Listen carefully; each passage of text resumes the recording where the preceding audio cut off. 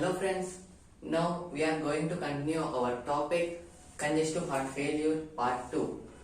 In previous session, we have discussed about etiology, definition, epidemiology and clinical manifestations of congestive heart failure. Now we are going to know about pathophysiology of congestive heart failure. See, following condition can lead to development of heart failure. అంటే ఈ following ఈ conditions అన్ని ఈ congestive heart failure ని initiate చేస్తాయి. ఈ congestive heart failure జరగడానికి ఇవి అన్ని కారణాలు. ఫస్ట్ చూడండి, ప్రెషర్ ఓవర్లోడ్ ఆఫ్ హార్ట్. అంటే మన హార్ట్ మీద ప్రెషర్ ఎక్కువ పడినప్పుడు. నెక్స్ట్ వాల్యూమ్ ఓవర్లోడ్, అంటే మన బ్లడ్ వాల్యూమ్ అనేది తగినంత కాకుండా ఎక్కువ వాల్యూమ్ హార్ట్ లోకి వెళ్ళడం. Next loss of function of myocardium tissue. Next heart muscle తెలుసు కదా, మయోకార్డియం. ఆ టిష్యూ అనేది దాని లాస్ అనేది దాని ఫంక్షన్ అనేది లాస్ కావడం. Next decreases in myocardial contractility. మయోకార్డియమే కదా కాంట్రాక్ట్ అండ్ రిలాక్సేషన్ జరిగేది. సో ఆ కార్డియల్ కాంట్రాక్టిలిటీ అనేది తగ్గిపోవడం. నెక్స్ట్ రెస్ట్రిక్టెడ్ ఫిల్లింగ్, అంటే మన హార్ట్ కి ఇంతే బ్లడ్ అనేది లోపలికి వెళ్ళాలి అనే ఒక రెస్ట్రిక్షన్స్ అని ఉంటాయి కదా, అంతకు మించి ఎక్కువ బ్లడ్ అనేది లోపలికి వెళ్ళడం. ఇవన్నీ ఏవి కారణాలు దేనికి? ఈ కంజెస్టివ్ హార్ట్ ఫెయిల్యూర్ అనేది డెవలప్ కావడానికి. ఈ కండిషన్స్ అన్ని దేన్ని ఇనిషియేట్ చేస్తాయంటే మయోకార్డియల్ ఇంజురీ. ఈ మయోకార్డియల్ ఇంజురీని ఇనిషియేట్ చేస్తాయి. సో ఇవి జరగడం వల్ల మన హార్ట్ మజిల్ అనేది ఇంజూర్ అవుతుంది. ఇప్పుడు మనం ఫ్యాక్టర్స్ చూసాం కదా, ఆ ఫ్యాక్టర్స్ వల్ల ఆ మయోకార్డియల్ ఇంజురీకి ఇనిషియేట్ జరుగుతుంది. సో అది జరగడం వల్ల ఏం జరుగుతుందంటే సిస్టోలిక్ ఆర్ డయాస్టోలిక్ డిస్ఫంక్షన్ జరుగుతుంది. అంటే సిస్టోల్ గానీ డయాస్టోలిక్ గానీ చెప్పాను కదా, ఈ కంజెస్టివ్ హార్ట్ ఫెయిల్యూర్ అనేది 4 types, left sided, right sided and systolic and diastolic అని. ఈ సిస్టోలిక్ గానీ డయాస్టోలిక్ గానీ డిస్ఫంక్షన్ జరుగుతుంది, అంటే దాని ఫంక్షన్ చేయలేకపోతుంది. అది ఏం జరుగుతుందంటే అప్పుడు కార్డియాక్ మోడిఫికేషన్ జరుగుతుంది. ఒక సిస్టోలిక్ లేదా డయాస్టోలిక్ డిస్ఫంక్షన్ జరిగినప్పుడు కార్డియాక్ మోడిఫికేషన్ అనేది జరుగుతుంది. అసలు ఈ కార్డియాక్ మోడిఫికేషన్ అంటే ఏమేమి జరుగుతాయి, ఏం మోడిఫికేషన్ జరుగుతాయి అంటే వెంట్రికులర్ డైలేషన్ జరుగుతుంది. అంటే మన వెంట్రికల్ అనేది అది సిస్టోల్ కావచ్చు, డయాస్టోల్, అదే లెఫ్ట్ అయినా కావచ్చు, రైట్ అయినా కావచ్చు, అది డైల్యూషన్ జరుగుతుంది. సో డైల్యూషన్ జరగడం వల్ల కాంట్రాక్టిలిటీ అనేది ఇంక్రీజ్ అవుతుంది, హార్ట్ రేట్ అనేది ఇంక్రీజ్ అవుతుంది. లేదా రాస్ యాక్టివేషన్ అన్న రాస్ పాత్రే తెలుసు కదా, మన ఫస్ట్ ఇయర్ లో బయోకెమిస్ట్రీ లో చదివింటారు. రాస్ యాక్టివేషన్ అనేది జరుగుతుంది.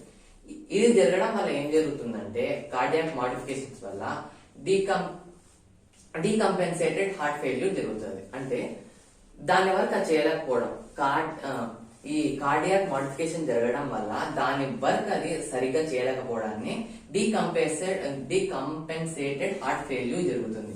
డీకంపెన్సేటెడ్ హార్ట్ ఫెయిల్యూర్ అనేది కంజెస్టివ్ హార్ట్ ఫెయిల్యూర్ కి కొద్దిగా ముందు, ఇది జరిగిన తర్వాత కంజెస్టివ్ హార్ట్ ఫెయిల్యూర్ జరుగుతుంది. నెక్స్ట్ ఇది జరిగిన తర్వాత కంజెస్టివ్ హార్ట్ ఫెయిల్యూర్ జరుగుతుంది. కంజెస్టివ్ హార్ట్ ఫెయిల్యూర్ తర్వాత లీడ్స్ టు డెత్. ఈ కంజెస్టివ్ హార్ట్ ఫెయిల్యూర్ అనేది మన డెత్ కి లీడ్స్ టు డెత్. ఓకే, ఇది పాథోఫిజియాలజీ ఆఫ్ కంజెస్టివ్. ఇంతవరకు పాథోఫిజియాలజీ చూస్తాం. ఇప్పుడు డయాగ్నోసిస్ చూద్దాం.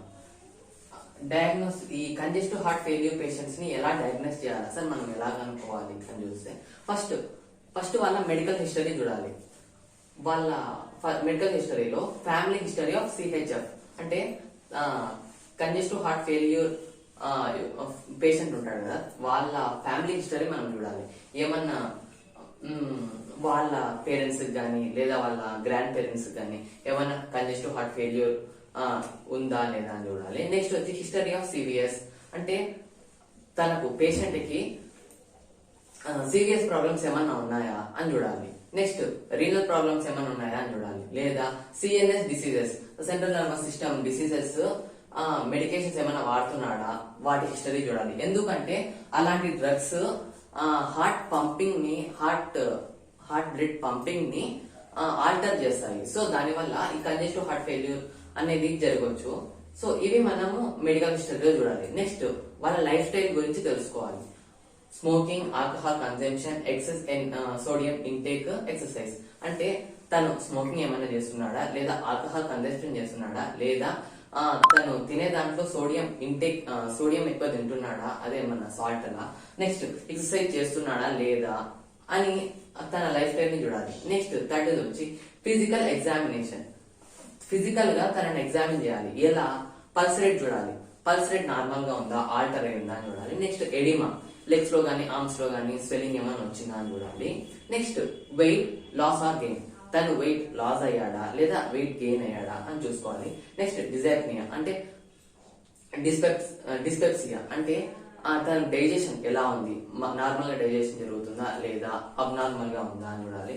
నెక్స్ట్ ఆర్థాప్నియా అంటే తను పడుకున్నప్పుడు బ్రీతింగ్ తీసుకోవడంలో ఏమన్నా తీసుకోలేకపోతున్నాడు సరిగ్గా బ్రీతింగ్ అని చూసుకోవాలి. నెక్స్ట్ డిస్ఆప్నియా అంటే బ్రీతింగ్ తీసుకోవడానికి ఇబ్బంది, నార్మల్ గా పడుకున్నప్పుడే కాకుండా నెక్స్ట్ నార్మల్ గా వాకింగ్ చేస్తున్నప్పుడు లేదా నార్మల్ గా ఉన్నప్పుడు తన బ్రీతింగ్ తీసుకోవడంలో ఏమన్నా సివియారిటీస్ ఉన్నాయని చూడాలి. నెక్స్ట్ నెక్చూరియా, ఇవన్నీ మనం చూసుకోవాలి. ఇవి ఫిజికల్ ఎగ్జామినేషన్స్. ఇప్పుడు లాబొరేటరీ ఇన్వెస్టిగేషన్ చూద్దాము. Simple laboratory test like serum electrolytes, serum creatinine and blood urea nitrogen, ఇలాంటి సింపుల్ టెస్ట్లు మనం లాబొరేటరీ టెస్ట్ అనేది చేయాలి.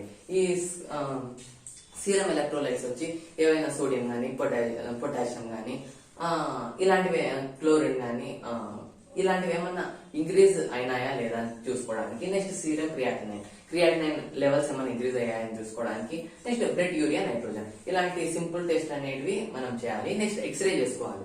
ఎక్స్రే ఎందుకంటే ఎన్లార్జ్డ్ లివర్ ని అబ్జర్వ్ చేయడానికి, ఏమన్నా లివర్ అనేది ఎన్లార్జ్ అయిందా అని చూసుకోవడానికి. నెక్స్ట్ వచ్చి లంగ్స్ లో ఫ్లూయిడ్ ఏమన్నా అక్యుములేట్ అయిందా అని చూసుకోవడానికి ఈ ఎక్స్రే తీయాలి. Next ECG to measure and observe PQRST intervals, మీకు తెలుసు కదా ఈసీజీ. PQRST ఇంటర్వెల్స్ ఉంటాయి కదా, దాన్ని అబ్జర్వ్ చేయడానికి ఏ ఇంటర్వెల్ లో అయినా ఏ కాంప్లెక్స్ లో అయినా ఏమైనా ఆల్టరేషన్స్ ఉన్నాయని చూసుకోవడానికి. నెక్స్ట్ ఎకోకార్డియోగ్రామ్ అంటే మన హార్ట్ సౌండ్స్ ని అబ్జర్వ్ చేయడానికి, మన హార్ట్ సౌండ్స్ నార్మల్ గా ఉన్నాయా లేదా అబ్నార్మల్ గా ఉన్నాయా అని చూసుకోండి. నెక్స్ట్ సిటీ స్కాన్, MRI, ఇలాంటివన్నీ ఈ లాబొరేటరీ ఇన్వెస్టిగేషన్స్ లో మనం చేస్తాం. Next congestive heart failure complications వెళ్తాము. ఫస్ట్ అరెథ్మియాస్ అంటే మన హార్ట్ సౌండ్స్ ఏమైనా ఆల్టర్ అయ్యాయా. నెక్స్ట్ థ్రోంబో ఎంబోలిజం అంటే మన బ్లడ్ వెజల్స్ లో ప్లేట్లెట్స్ కానీ అలాంటి అవి ఏమన్నా క్లాట్స్ ఫామ్ అయ్యాయా, ఆ క్లాట్స్ ఫామ్ అయ్యి మన బ్లడ్ ఫ్లో కి ఏమన్నా ఇంటరప్షన్ చేస్తున్నాయా అది. నెక్స్ట్ రీనల్ ఫెయిల్యూర్, మన కిడ్నీ ఫెయిల్యూర్ అయిందా లేదా లివర్ ఎన్లార్జ్మెంట్ జరిగిందా. నెక్స్ట్ హార్ట్ వాల్ ప్రాబ్లమ్స్ ఏమైనా ఉన్నాయా, ఇవి కాంప్లికేషన్స్. నెక్స్ట్ రిస్క్ ఫ్యాక్టర్స్ చూద్దాము. రిస్క్ ఫ్యాక్టర్స్ వచ్చి డయాబెటీస్ ఉండడం వల్ల ఈ కంజెస్టివ్ హార్ట్ ఫెయిల్యూర్ జరగడానికి ఒక risk factor. Next heart wall diseases ఉండడం కూడా. Next increased BP, increased blood pressure. Next heart attack, obesity main risk factor for congestive heart failure. Next high blood cholesterol levels అంటే మన blood లో cholesterol levels అనేవి ఎక్కువ ఉన్నాయా, ఎక్కువ ఉంటే అదొక risk factor. Lack of physical activity లేకపోవడము కంజెస్టివ్ హార్ట్ ఫెయిల్యూర్ ని లీడ్స్ చేస్తుంది. నెక్స్ట్ ఆల్కహాల్ కన్జంప్షన్ చేయడం వల్ల కూడా కంజెస్టివ్ హార్ట్ ఫెయిల్యూర్ జరుగుతుంది. నెక్స్ట్ స్మోకింగ్, ఇవన్నీ risk factors of congestive heart failure.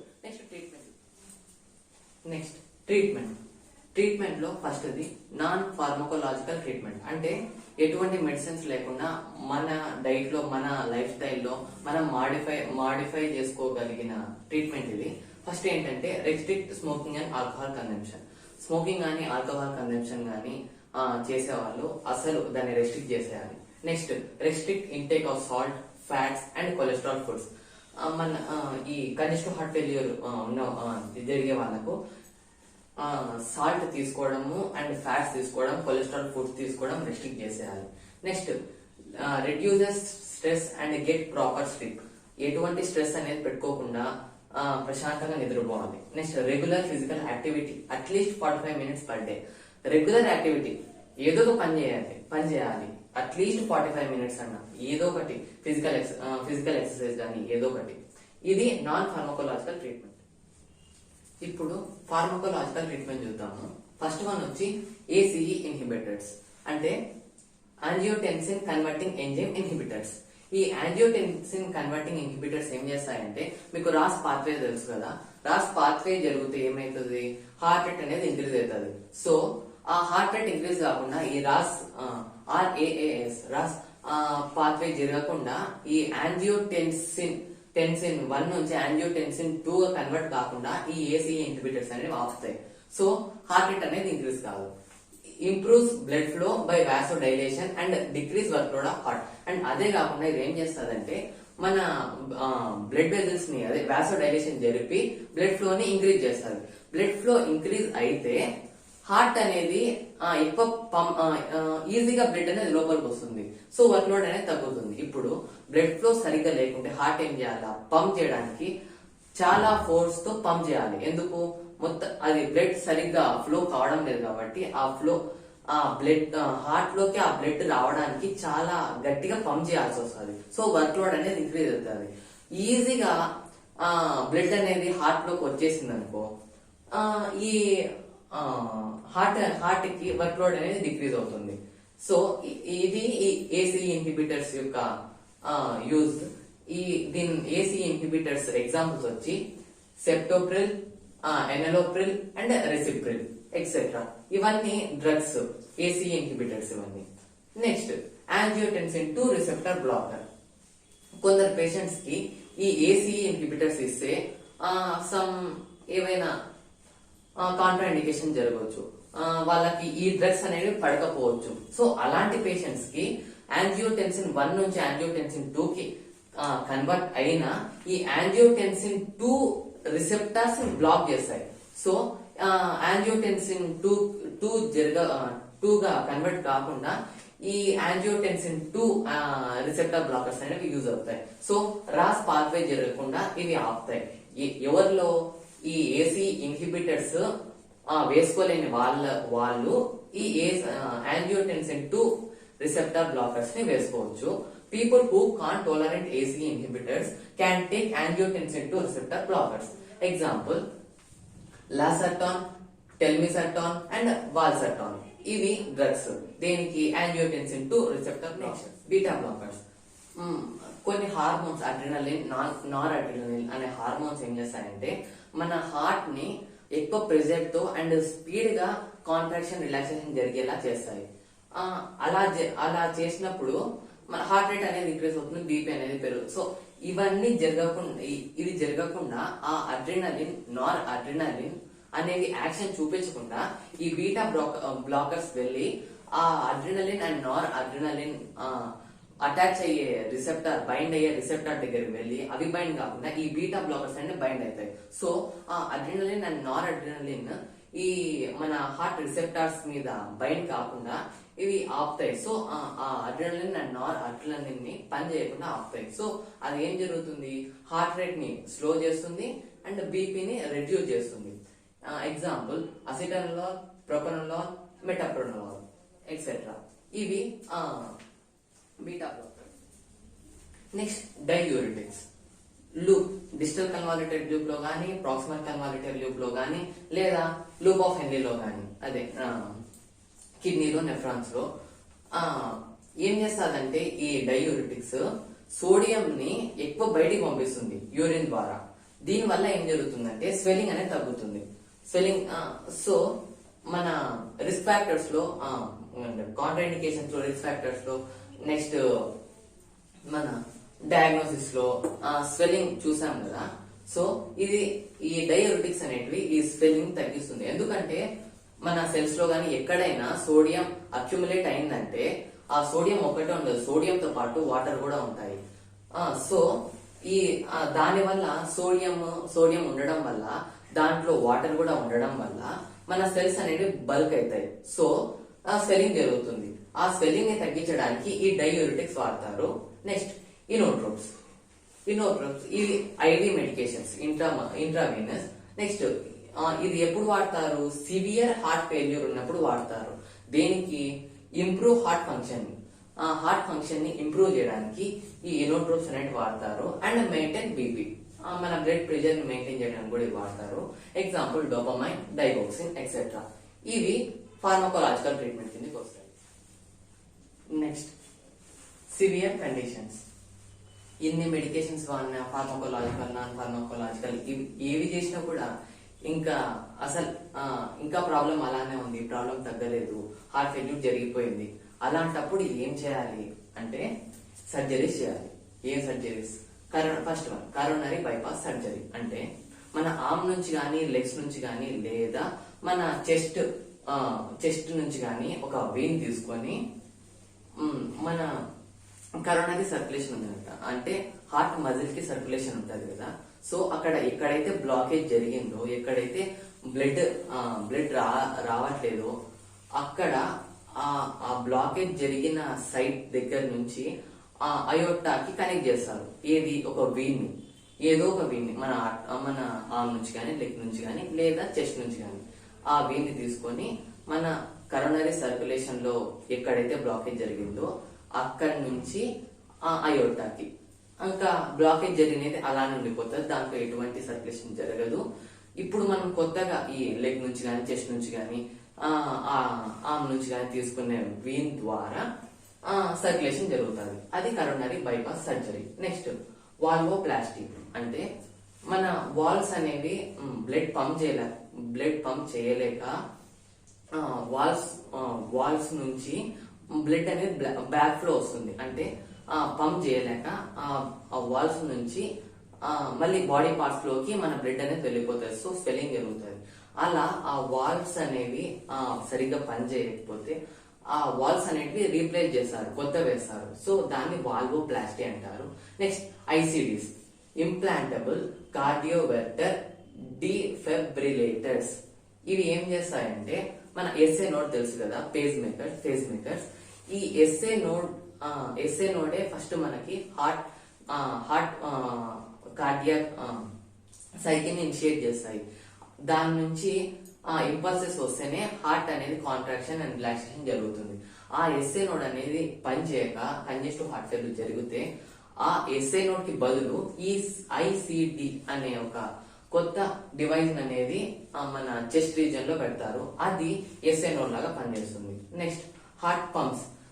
Heart అనేది సరిగా పంప్ చేయలేకపోతే బిఏడి అనే ఒక డివైస్ పెడతారు, అంటే వెంట్రికులర్ అసిస్ట్ డివైజెస్ అని. ఇవి మన చెస్ట్ రీజియన్ లో ఫిక్స్ చేస్తారు. దానికి కొన్ని వైర్స్ కూడా ఉంటాయి. సో అది ఏం చేస్తారంటే హార్ట్ ని పంప్ చేసేలాగా చేస్తూ ఉంటాయి. ఇది హార్ట్ పంప్స్. నెక్స్ట్ ఇంకా ఇవన్నీ కూడా అస్సలు జరగలేదు, ఇవన్నీ ఎన్ని చేసినా కూడా ఉపయోగం లేదు అనే టైంకి ఈ హార్ట్ ట్రాన్స్ప్లాంటేషన్ చేస్తారు. అంటే మన హార్ట్ ని తీసేసి వేరే హార్ట్ ని పెడతారు. ఇది congestive heart failure. This is the end of the session. Thank you for watching. Please do subscribe, like, share and comment. Thank you.